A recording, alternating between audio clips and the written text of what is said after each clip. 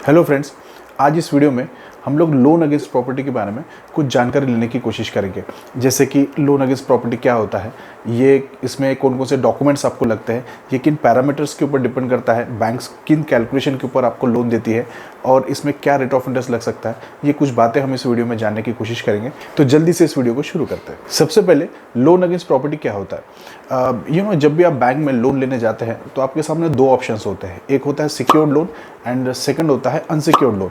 तो unsecured loan जो होता है वो पर्सनल लोन, बिजनेस लोन की कैटेगरी में आता है। जनरली अगर आप सैलरीड हो तो आपको पर्सनल लोन मिलता है अनसिक्योर्ड लोन में, या फिर अगर आप सेल्फ एम्प्लॉयड या सेल्फ एम्प्लॉयड प्रोफेशनल हो तो आपको बिजनेस लोन मिलेगा, जिसमें आप किसी भी प्रकार का कोई मॉर्गेज नहीं करना, आपके सिर्फ फिनेंशियल पेपर्स को कैलकुलेट करके आपको बैंक लोन देती है।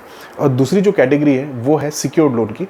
तो सिक्योर्ड लोन की कैटेगरी में जनरली गोल्ड लोन आता है, सिक्योर्ड लोन की कैटेगरी में कार लोन भी आता है, सिक्योर्ड लोन की कैटेगरी में लोन अगेंस्ट प्रॉपर्टी भी आता है। तो आपको आपके बिजनेस के लिए या आपके कोई पर्सनल यूज़ के लिए अगर आपको फंड की ज़रूरत है, आपको डेट की ज़रूरत है, आप अपनी कोई भी रियल एस्टेट प्रॉपर्टी मॉर्गेज करके लोन अगेंस्ट प्रॉपर्टी ले सकते हैं। तो अभी हम लोग जानने की कोशिश करते हैं कि बैंक्स किन कैलकुलेशन या किन पैरामीटर्स के ऊपर आपको लोन अगेंस्ट प्रॉपर्टी देता है। बैंक ना 4 बेसिक पैरामीटर्स के ऊपर लोन अगेंस्ट प्रॉपर्टी का कैलकुलेशन करती है। चलिए जल्दी से इसको समझने की कोशिश करते हैं। तो पहला पैरामीटर है प्रॉपर्टी टाइप्स। जी हाँ, आप जो प्रॉपर्टी बैंक के अंदर मॉर्गेज कर रहे हैं, जिसके अगेंस्ट में आपको लोन अगेंस्ट प्रॉपर्टी चाहिए, वो प्रॉपर्टी टाइप आपका कौन सा है। वो रेसिडेंशियल है या वो कमर्शियल है या वो इंडस्ट्रियल प्रॉपर्टी है या फिर वो कोई ओपन लैंड है या ओपन प्लॉट है। तो इसके ऊपर भी बैंक्स के कैलकुलेशन डिपेंड करते हैं आपको लोन देते समय। सेकंड इंपॉर्टेंट पैरामीटर है कि जो आपकी प्रॉपर्टी है, जो आप मॉर्गेज कर रहे हैं बैंक के अंदर, वो किस कैटेगरी में आती है। मतलब वो क्या सिटी लिमिट के अंदर प्रॉपर्टी आती है या सिटी लिमिट के बाहर की प्रॉपर्टी है। ये भी बहुत इंपॉर्टेंट पैरामीटर है बैंक का लोन कैलकुलेशन करने के लिए। और तीसरा बहुत ही इंपॉर्टेंट पैरामीटर है जिसके ऊपर बैंक कैलकुलेशन करती है, वो है आपका इनकम प्रोग्राम। जनरली बैंक के पास 3 इंपॉर्टेंट इनकम प्रोग्राम्स होते हैं। फर्स्ट होता है आपका नॉर्मल इनकम, सेकंड होता है लिक्विड इनकम एंड थर्ड होता है no income.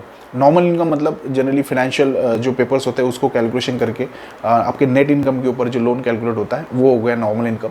Second liquid income, generally बहुत सारे बिजनेस में कच्चे की इनकम, जो कैश ट्रांजेक्शन होते हैं, जो आपके बुक्स में आप मेंशन नहीं करते, तो उस लिक्विड इनकम को भी बैंक कंसिडर करती है। LTV बहुत ही इंपॉर्टेंट पैरामीटर है जिसके ऊपर बैंक कैलकुलेशन करके आपको लोन फंड करती है। जनरली अगर आप कोई ऐसी प्रॉपर्टी बैंक को लोन के लिए दे रहे हैं जो आप उसको ऑक्यूपाइड करते हैं, चाहे वो कमर्शियल हो या रेसिडेंशियल हो, तो उसमें लोन टू वैल्यू है ना, ये मैक्सिमम हो सकता है। सेकंड, अगर कोई ऐसी प्रॉपर्टी जो वैकेंट है, जहाँ पे कोई नहीं रहता, तो वहाँ पे लोन टू वैल्यू जो है वो नीचे आ सकता है, उसके ऊपर भी कैलकुलेशन किया जाता है। थर्ड, अगर वो प्रॉपर्टी आपने रेंट पे किसी को चढ़ाई है तो उसके ऊपर भी एक अलग लोन टू वैल्यू कैलकुलेशन होता है। एंड अगर सपोज आप ओपन प्लॉट बैंक को मॉर्गेज करें या इंडस्ट्रियल कोई प्लॉट है वो अगर आप बैंक को मॉर्गेज कर रहे हैं, तो ओपन लैंड अगर बैंक को मॉर्गेज कर रहे हैं, उसके ऊपर भी लोन टू वैल्यू जो है वो मिनिमम होता है या कम से कम आपको मिलता है। जनरल रेट ऑफ इंटरेस्ट जो है ना, वो जो पैरामीटर्स है उनके ऊपर डिपेंड करता है। मतलब जनरली आप कौन सी प्रॉपर्टी बैंक को दे रहे हैं, आप रेजिडेंशियल प्रॉपर्टी दे रहे हैं, आपकी ऑक्यूपाइड प्रॉपर्टी आप दे रहे हैं, या आप कोई वैकेंट प्रॉपर्टी बैंक को दे रहे हैं, आप कोई ओपन लैंड बैंक को दे रहे हैं, उसके ऊपर भी आपका रेट ऑफ इंटरेस्ट डिपेंड करता है।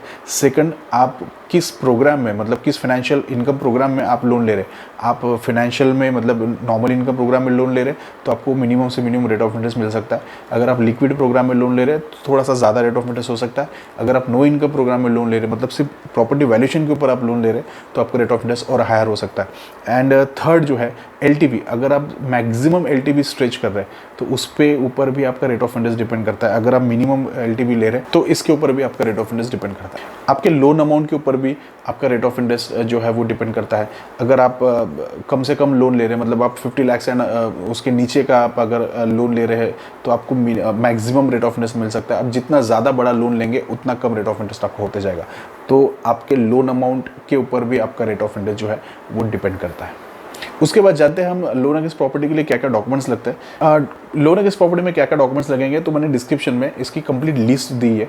आप आराम से इस वीडियो को पॉज करके वो लिस्ट को देख सकते हैं। उसमें salaried, self employed and self employed professional के बारे में बहुत ही डिटेल में मैंने उनके डॉक्यूमेंट्स के बारे में बताया। और ना कुछ बातों का आप ज़रूर अगर ख्याल रखेंगे तो आपको एक अच्छी डील जो है वो लोन अगेंस्ट प्रॉपर्टी में मिल सकती है। सबसे पहले तो आपका एंड यूज़ जो है वो आप क्लियर रखिए, मतलब आपको लोन किस चीज़ के लिए चाहिए ये आप ज़रूर क्लियर रखिए, क्योंकि कभी भी किसी बैंक में आप लोन के लिए अप्लाई करेंगे तो उनके क्रेडिट टीम जो है वो आपको कॉन्टैक्ट करेगी और वो ज़रूर ये जानने की कोशिश करेंगी कि आपका एंड यूज़ क्या है, मतलब वो लोन जो है वो आपको क्यों चाहिए। तो ये आप ज़रूर क्लियर रखिए। आप जनरली बिजनेस एक्सपेंशन के लिए या कोई पर्सनली शादी या आप किसी और चीज़ के लिए आप अगर इसको एंड यूज़ रखेंगे तो आपको लोन पास होने के चांसेस ज़्यादा है, क्योंकि एंड यूज़ अगर क्लियर नहीं रहा ना तो आपका लोन रिजेक्ट हो सकता है। तो इस चीज़ का ना आप ज़रूर ख्याल रखिए।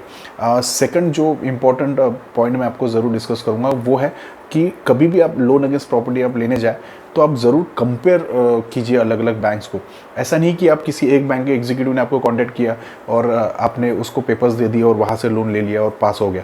नहीं, हो सकता है कि आप जिस बैंक में लोन लेने जाते हैं उससे बेहतर डील आपको मिल सकती है आपके डॉक्यूमेंट्स और आपके प्रोफाइल के ऊपर। तो ज़रूर 3 या 4 बैंक्स, मिनिमम 4-5 बैंक्स के साथ आप अपने अपने अपने प्रोफाइल के हिसाब से जो है वो कंपेयर ज़रूर कीजिएगा लोन लेने के पहले, ताकि वो आपको बेस्ट डील जो है वो मिल सके। और अगर आपको जानना है कि आपको क्या बेहतर डील मिल सकती है तो नीचे डिस्क्रिप्शन में मैंने एक व्हाट्सएप लिंक दी है, आप मुझे मैसेज कर सकते हैं। साथ में एक मेल आईडी है, आप हमें मेल भी कर सकते हैं। मेरी टीम या मैं आपको ज़रूर कांटेक्ट करेंगे और आपको गाइड करने की कोशिश करेंगे। तो ये मैंने एक छोटी सी कोशिश की है लोन अगेंस्ट प्रॉपर्टी के बारे में आपको बताने की। डिटेल में अगर जानना है तो हमें कांटेक्ट कीजिए। तब तक आप मेरे चैनल को सब्सक्राइब कीजिए एंड देखते रहिए ऑल एसेट्स।